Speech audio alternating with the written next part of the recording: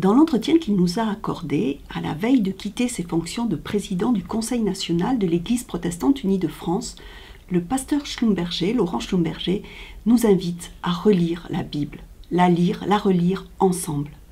Et il a tellement raison, dans cette Bible nous parle de nous, individuellement, collectivement, et qu'elle nous parle de notre aujourd'hui, pas des limbes, pas du ciel, mais d'aujourd'hui.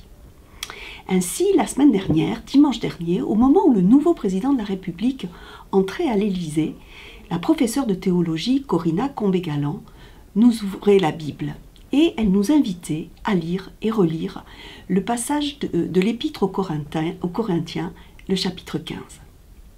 Dans ce chapitre, Paul nous dit quelque chose de tellement fort. Ce fut pour moi comme une fulgurance. Vous savez, ces moments où dans la vie on se dit « Ah oui, bien sûr ».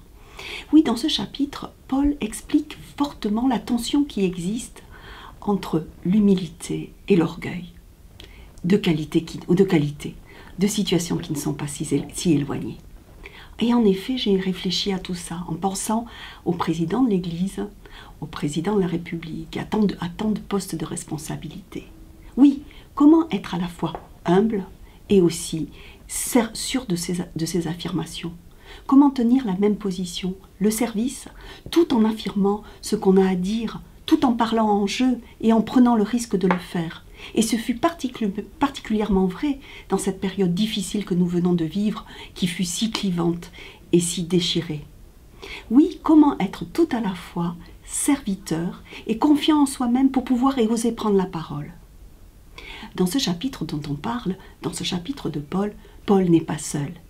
Il a reçu la grâce, il est récepteur d'un don. Et c'est de là qu'il parle, et c'est de l'endroit d'où il parle. Parce qu'il ne parle pas de lui-même, mais il parle de sa confiance en Dieu.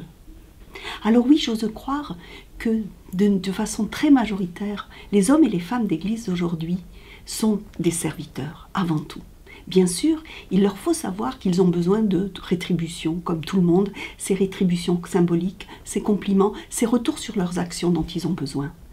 Et j'ai aussi la conviction et l'envie de croire que la majorité des hommes politiques le sont aussi, qu'ils veulent être des serviteurs de notre pays.